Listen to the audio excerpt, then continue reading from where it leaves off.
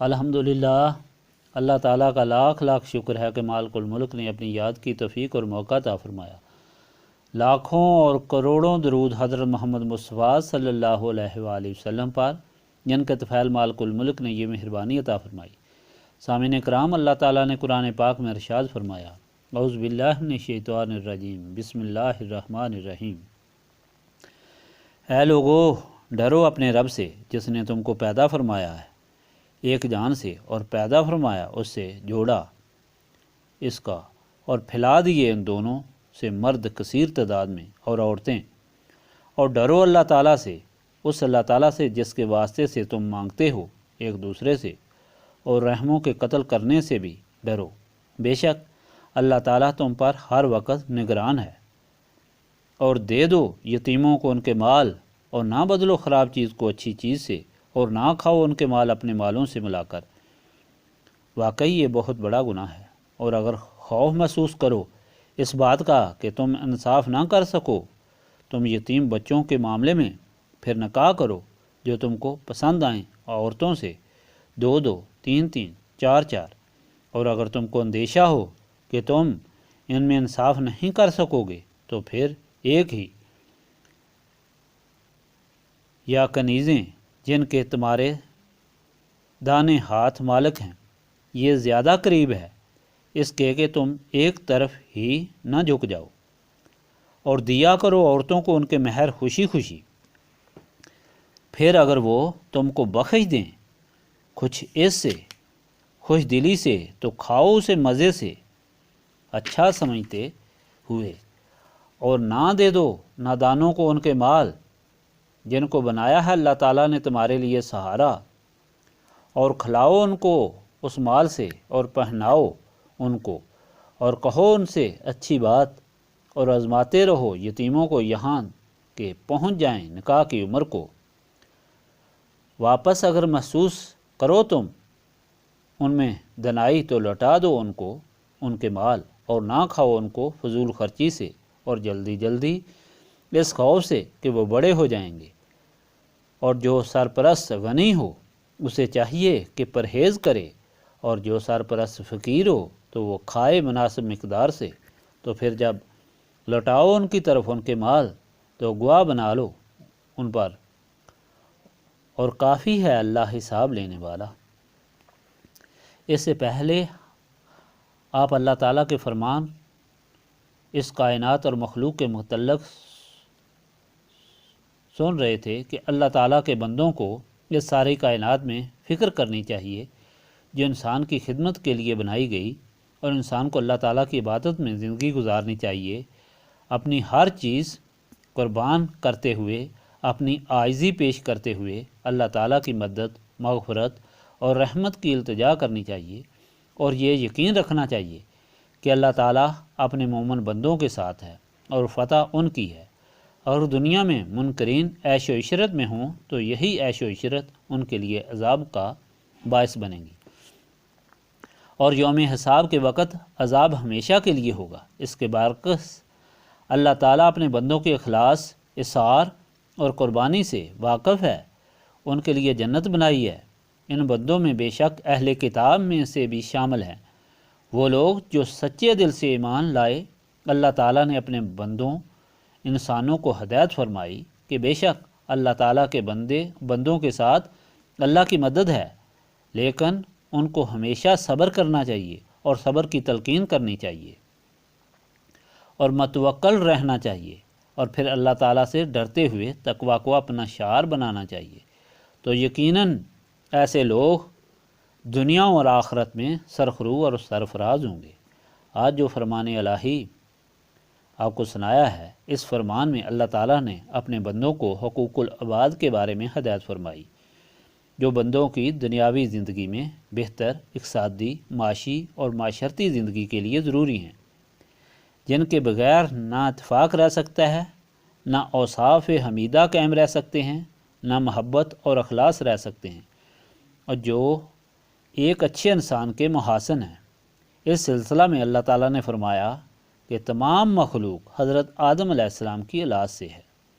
اللہ تعالیٰ نے حضرت آدم علیہ السلام کو پیدا فرمایا، ان کے وجود سے حضرت حوا کو پیدا فرمایا اور پھر بے شمار مردوں اور عورتوں کو ان سے پیدا فرمایا۔ صحابہ یہ فرمایا کہ کسی کو کسی پر برتری نہیں اور نہ ہی غرور کا حق ہے۔ نبی پاک صلی اللہ علیہ وآلہ وسلم نے خطبہ حجۃ الوداع میں فرمایا کہ لوگو، تم سب آدم کی اولاد ہو اور آدم مٹی سے پیدا ہوئے۔ کسی کالے کو گورے پر، کسی اجمی کو عربی پر کوئی فوقیت نہیں، کیونکہ اللہ تعالیٰ نے فیصلہ فرمایا ہے کہ اللہ تعالیٰ کے نزدیک عزت والا وہ ہے جو اللہ تعالیٰ سے زیادہ ڈرتا ہے۔ گویا صرف عمل ہی انسان کی عزت کا باعث ہے، اور سب سے بڑا عمل اپنے آپ کو اللہ تعالیٰ کا بندہ اور اللہ تعالیٰ کی مخلوق کا خادم سمجھنا ہے۔ اللہ تعالیٰ نے اس فرمان سے باہم جھگڑے اور فساد کی جڑ ہی کاٹ دی ہے۔ دنیا میں اگر دیکھا جائے تو تمام فساد، گناہ، جھوٹ، دھوکہ اور فریب صرف اس لیے ہے کہ انسان اپنے آپ کو دوسرے سے بڑا بنانا چاہتا ہے۔ دوسری ہدایت یہ دی گئی کہ یتیموں کے ساتھ کیسا سلوک کرنا چاہیے، کیونکہ احد کی جنگ ختم ہوئی تھی جس میں 70 مسلمان شہید ہوئے تھے۔ ان کے یتیم بچے اور بیوائیں رہ گئی تھیں اور ان کے ساتھ سلوک کی ہدایت کی اشد ضرورت تھی۔ تو فرمایا گیا کہ یتیموں کے مال کی حفاظت کرو، ان کے اچھے طریقے سے پرورش کرو، ان کے اچھے مال کو خراب مال سے نہ بدلو اور نہ اس کو اسراف سے کھاؤ۔ اگر تمہارا گزارا ہے تو ان کے مال کو مت چھیڑو، اور اگر نہیں تو ضرورت کے مطابق کھا سکتے ہو۔ بہت سے لوگوں کی حفاظت میں یتیم بچیاں بھی تھیں۔ ان کو ہدایت دی گئی کہ اگر تم ان سے نکاح کرنا چاہتے ہو تو کر سکتے ہو، مگر ان کا حق مہر ادا کرو۔ اگر وہ تم کو بخش دیں تو ٹھیک ہے، لیکن اس کے لیے شرط یہ ہے کہ ان سے انصاف کرو۔ ایسا نہ ہو کہ تم مطلب کے لیے نکاح کر کے ان کو تکلیف دو۔ یہاں ایک اور ہدایت جو نکاح کے لیے دی گئی، مخالفین اسلام اس کو اسلام کے خلاف بہت اچھالتے ہیں کہ اسلام میں یہ حکم ہوا کہ 4 بیویوں تک بیاک وقت رکھ سکتا ہے، اور کنیزیں بھی جائز ہیں۔ بظاہر وہ اس کو غلط سمجھتے ہیں، لیکن عقل سے کام لیا جائے تو یہ حکم دنیا کے سب سے بڑے گناہ اور فساد اور بے غیرتی کے لیے رکاوٹ ہے۔ اس اجازت کے نہ ہونے کی وجہ سے تمام یورپ میں بے حیائی پھیلی ہے۔ اگر انسان کو دوسری بیوی کی کسی وجہ سے ضرورت ہے تو وہ یہ ضرورت پوری کر سکتا ہے، لیکن اس کے ساتھ یہ سخت اور کڑی شرط ہے کہ دونوں کے حقوق مساوی ہوں۔ ایسی صورت میں انسان ایک سے زیادہ شادیاں اسی وقت کر سکتا ہے جب حالات سے سخت مجبور ہو اور کوئی چارہ نہ ہو، اور اگر یہ دروازہ اجازت بند ہو جائے تو دوسری شکل بے حیائی ہے جو قتل و غارت کا سبب بن سکتی ہے۔ یہی فلسفہ کنیزوں کا ہے۔ کنیز کو آزاد کر کے اس سے نکاح کرنا بہت بڑا ثواب ہے، اور کنیز کو اپنی ملکیت میں رکھنا گناہ نہیں، کیونکہ اگر مالک اس بات کا پابند نہ ہو تو معاشرے میں بے حیائی پھیل کر فساد کا سبب بن سکتی ہے۔ اس طرح صرف اتنا اشارہ کافی ہے، باقی بات سوچنے سے تعلق رکھتی ہے۔ یتیموں کے مال کو واپس کرنے کے لیے ضروری ہدایات بھی دی گئی ہیں کہ یتیموں سے دلی ہمدردی رکھو اور نادان پاگلوں کے حوالے ان کا مال نہ کرو، بلکہ ان کے جوان سمجھدار ہونے کے بعد اور آزمانے کے بعد مال ان کے حوالے کرو تاکہ ان کا مالی نقصان نہ ہو۔ گویا ان سے دلی ہمدردی رکھو۔ سامعین کرام، یہ ساری ہدایت ایسی ہے کہ ان پر وہی عمل کر سکتا ہے کہ جس کے دل میں دنیاوی خواہشات، لالچ، خوف اور طمع غالب نہ ہو، اور یہ ساری برائیاں صرف نسبت رسولی صلی اللہ علیہ وآلہ وسلم سے دور ہو سکتی ہیں۔ نسبت رسولی صلی اللہ علیہ وآلہ وسلم سے دل دماغ نور علی نور ہو جاتے ہیں۔